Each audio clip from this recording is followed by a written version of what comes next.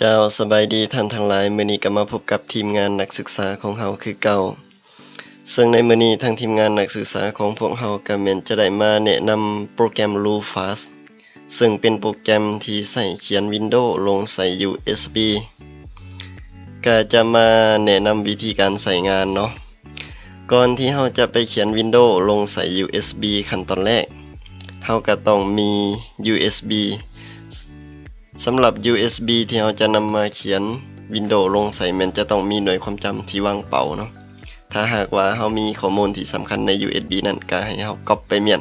อยู่บอนที่ปลอดภัยเพราะว่าในเวลาที่เราเขียน USB นี่จะถูกฟอร์แมตโดยออโต้เนาะ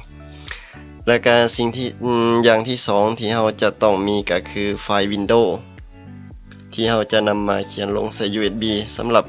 Windows เนาะถ้าใครต้องการ Windows ใหม่ๆก็สามารถเข้าไปดาวน์โหลดเอาได้เนาะอยู่ที่ www.getintofreec.com ข้าพเจ้าจะปาลิงก์ใต้คลิปและก็สำหรับโปรแกรม Lufast ที่ใช้ในการเขียน Windows ลงใส่ USB ก็ข้าพเจ้าก็จะปาลิงก์ไว้อยู่ใต้คลิปเช่นเดียวกันถ้าท่านใดสนใจและอยากจะได้เอาไปนำใช้ก็สามารถดาวน์โหลดเอาไปนำใช้ได้เลยเนาะเมื่อเรามีองค์ประกอบทั้งสองอย่างแล้วเราก็มาเริ่มต้นเขียนกันเลยเนาะบัดนี้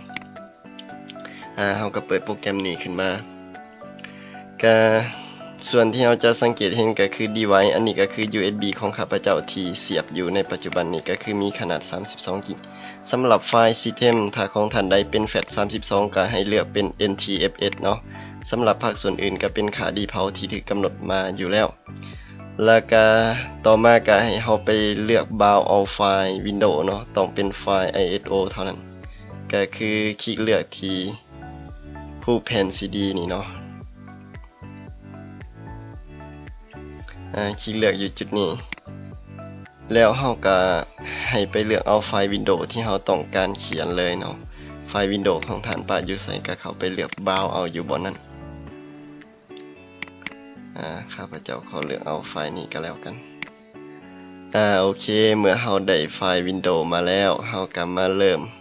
เขียนกันเลยก็คือกดปุ่ม Start ก่อนจะเริ่มปุ่ม Start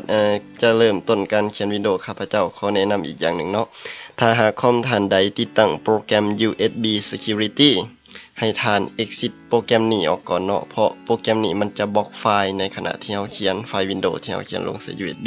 ซึ่งมันจะเฮ็ดให้ไฟล์ Windows ของเราใช้งานบ่ได้นั่นเองก็คือคลิกขวา exit ออกไปแต่ถ้าท่านใดบ่มีโปรแกรม USB Security ก็ข้ามไปเลยเนาะก็เริ่มต้น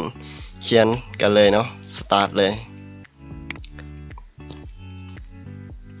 ในขณะนี้เราก็มีแต่รอท่าให้โปรแกรมเขียน Windows ลงใส่ USB จนสำเร็จ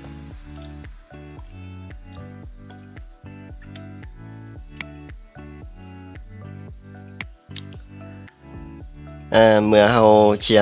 อโปรแกรมเขียนสำเร็จแล้วมันก็จะขึ้นแบบนี้เนาะ ready พร้อมใช้งานแล้ว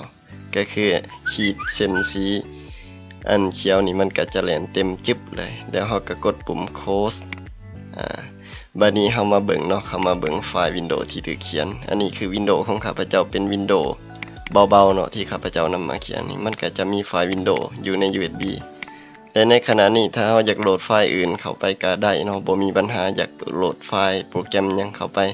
เพื่อจะนำไปใส่ต่อก็บ่มีปัญหาสำหรับคลิปวิดีโอนี้ก็คงจะจบเพียงเท่านี้เนาะสำหรับการเขียน Windows ลงใส่ USB ถ้าหากท่านใด